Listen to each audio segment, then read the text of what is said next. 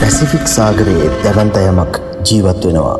1997 දී දකුණු පැසිෆික් සාගරයේ දිය යට ගිනි කඳු පටිගත කිරීමේදී මෙම බිහිසුණු සත්වයාගේ ශබ්දය ප්‍රථම වරට ඇසුණු අතර එදින සිට විද්‍යාඥයන් අතිශයින් විමතියට සහ බියට පත්විය.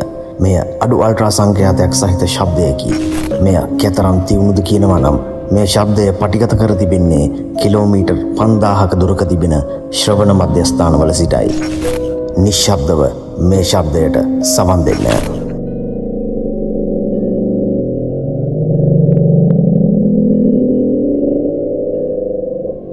මෙම ශබ්දයේ සංඛ්‍යාත භූ විද්‍යාත්මක හෝ ජීව විද්‍යාත්මක කිසිවකට නොගැලපෙන අතර එය ප්‍රථමයෙන් පටිගත කළ දින සිට වසරකට කිහිප වතාවක්ම එම ශබ්දය පටිගත කර ඇත. මේ සෑම ශබ්දයක්ම විනාඩි 7කට වඩා වැඩි කාලයක් ගත වී ඇත.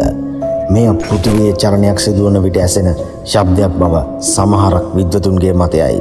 එහෙත් සමහරක් විද්වතුන් පවසන්නේ සාගරයේ ගැඹුරින් ජීවත් වන දැවැන්ත මුහුදු ජීවියෙකු සිටින බවයි.